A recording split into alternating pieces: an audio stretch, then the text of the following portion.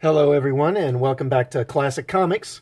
So today I'm taking a look at Flash number 88 here. Now, Flash is a character that he's never really been my favorite character, but I've always found the character enjoyable in all his different versions, Barry or Wally or etc.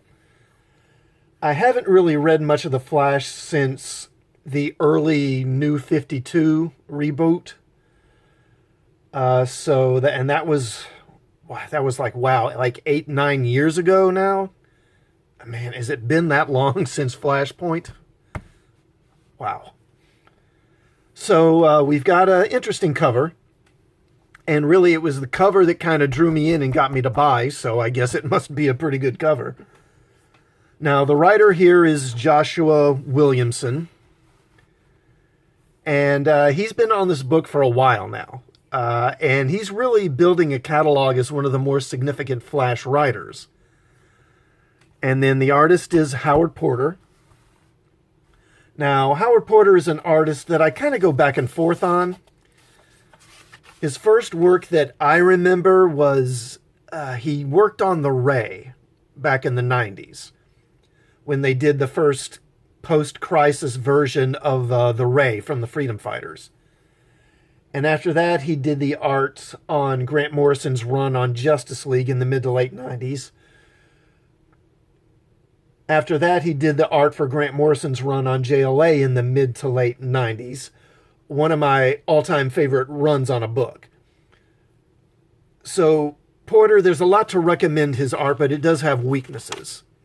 As you see here, he's good at splash pages or flash pages. Am I right? Okay. So here you have, where is it? Here you have another one. What? Here it is. So here you have another one. And again, you know, the action in this panel is good. The figures are dynamic.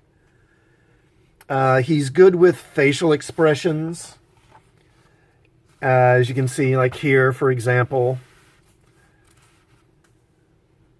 The thing about his art is it always seems like he spends a lot of time on a few pages in the story. Like, you know, like the big action moments.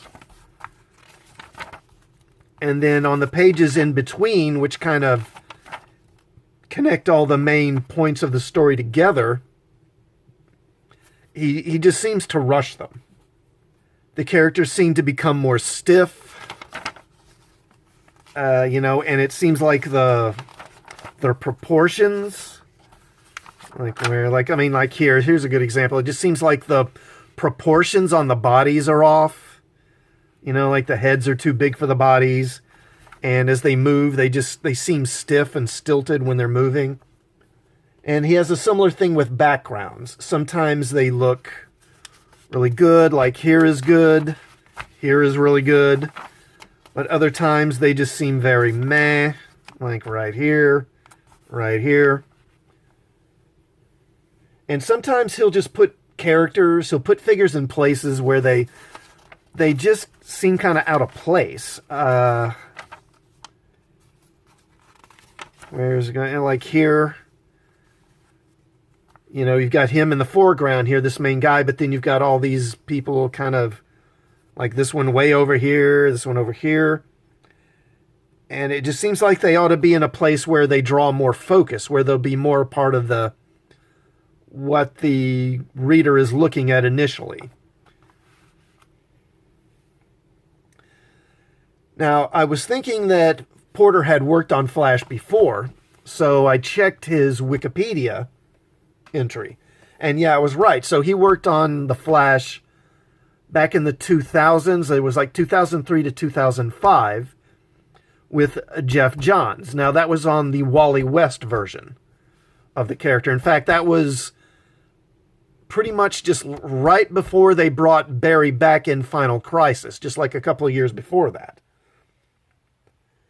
And then after that, in 2006, and I didn't know about this, but he injured his drawing hand. He had an injury, and I don't know how it happened. it doesn't go into those details, but he had some nerve damage and tendon damage in his hand. And he actually had to step away from drawing for about 2 years to recover and kind of rehab his hand, I guess. And during that time, apparently he worked driving a school bus, which I would not wish on anyone. Well, maybe Mark Waid.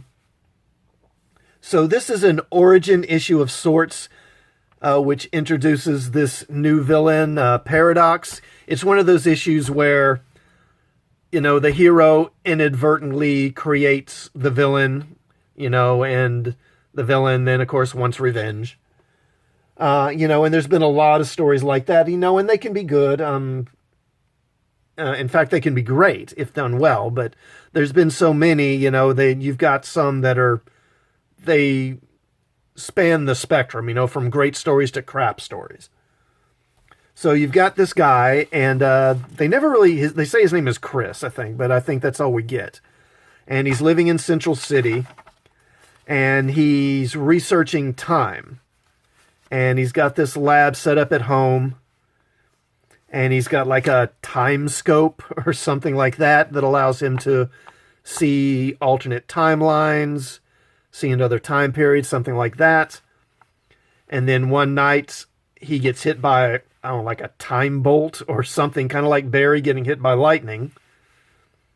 And after that, he's kind of activated, and now he can actually sense time flowing, and he can see like other timelines.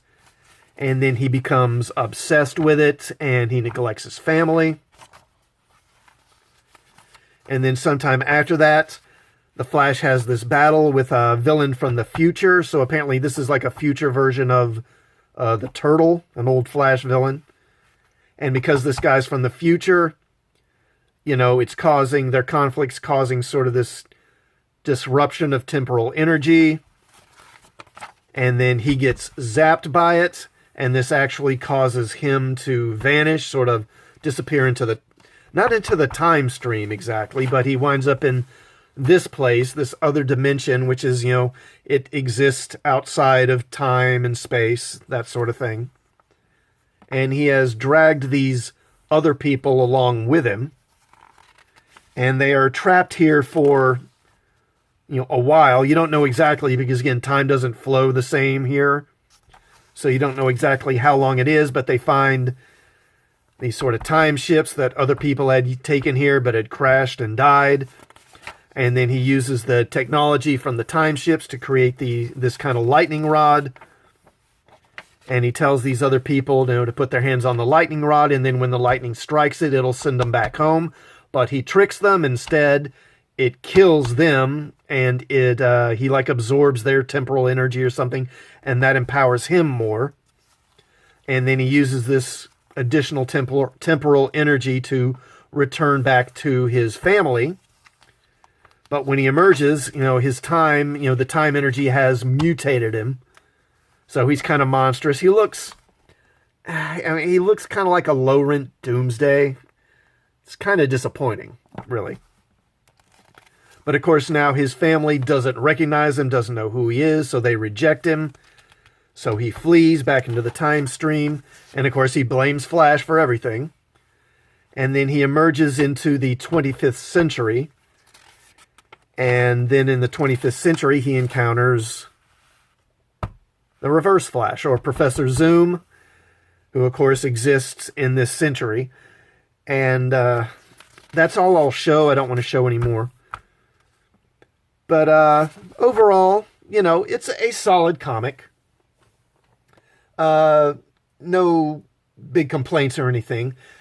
Now, I thought about, you know, the cover price, the $4, you know, is this worth it? And, you know, I'll say, yeah, it just barely makes the cut. So I say check this out if you haven't already. Now, if you have read this yourself, if so, what did you think? Please let me know in the comments. Also, if you like this content, then please hit the like button before you leave. And also please hit the button to subscribe to the channel and hit the bell for notifications of more videos.